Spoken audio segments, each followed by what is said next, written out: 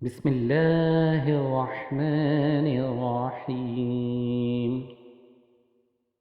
دیکھتی آنکھوں اور سنتے کانوں کو روحانی سکون 786 میں میری طرف سے السلام علیکم ورحمۃ اللہ وبرکاتہ۔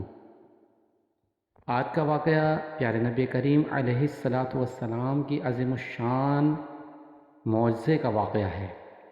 حضرت سیدنا عمران بن حسین رضی اللہ تعالی عنہ بیان کرتے ہیں، میں ایک سفر میں حضرت صلی اللہ علیہ وسلم کی ہم رکعت تھا۔ ہم ساری رات چلتے رہے، صبح کے قریب آرام کے لیے اترے اور ایسے غافل سو گئے کہ ہماری آنکھ نہ کھل سکی، یہاں تک کہ آفتاب چمک اٹھا۔ جو شخص ہم میں سب سے پہلے بیدار ہوئے وہ حضرت ابو بکر صدیق رضی اللہ تعالی عنہ تھے۔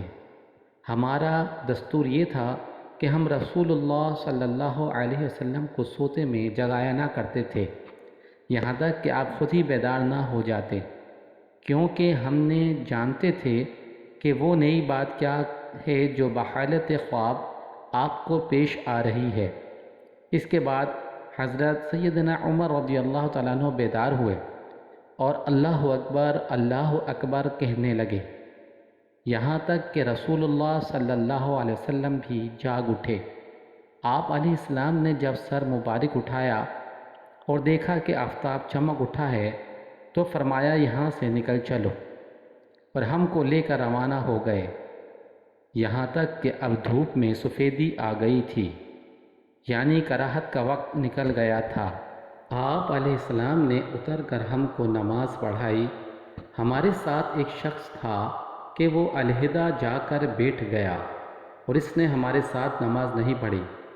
آپ صلی اللہ علیہ وسلم نے نماز سے فارغ ہو کر اس سے سوال کیا، ہمارے ساتھ تم نے نماز کیوں نہیں پڑھی؟ اس نے عرض کی کہ مجھ کو غسل کی ضرورت پیش آ گئی تھی اور پانی تھا نہیں۔ آپ علیہ السلام نے اس سے فرمایا، مٹی سے تیمم کرے، وہ تیرے لیے کافی ہے۔ اس نے تیمم کیا اور نماز ادا کی۔ پھر ہم کو سخت پیاس لگی۔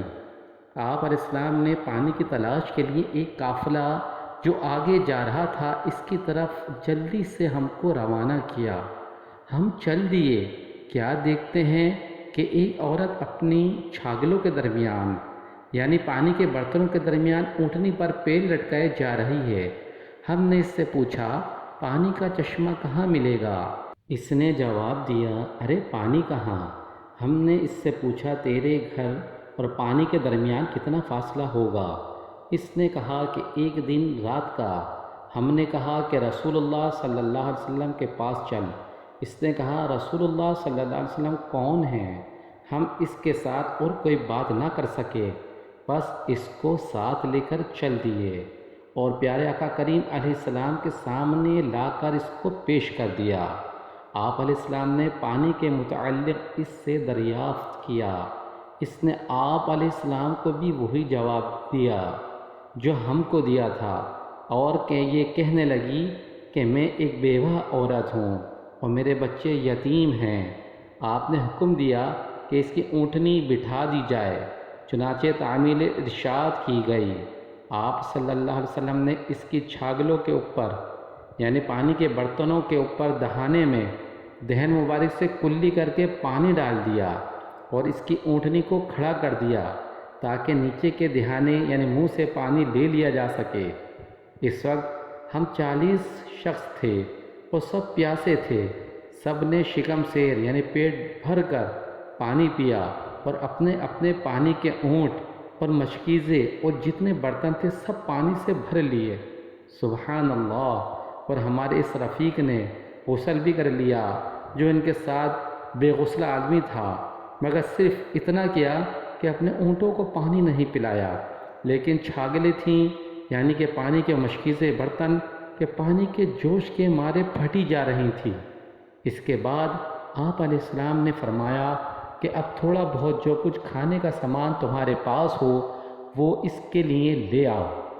ہم نے اس عورت کے لیے جو کچھ روٹی کے ٹکڑے اور کھجوریں جمع کر دیں، آپ علیہ السلام نے ان کو ایک تھیلی میں ڈال کر اس سے کہا، جا یہ اپنے بچوں کو کھلا دے، اور یاد رکھنا کہ ہم نے تیرے پانی کا کچھ نقصان نہیں کیا ہے۔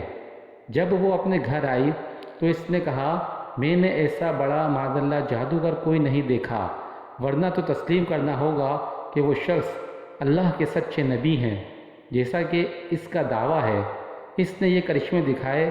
راوی بیان کرتے ہیں اس عورت کی بدولت اللہ تعالی نے اس کے قبیلے کو ہدایت نصیب فرمائی، چنانچہ خود وہ اور اس کا سب خاندان مسلمان ہو گیا۔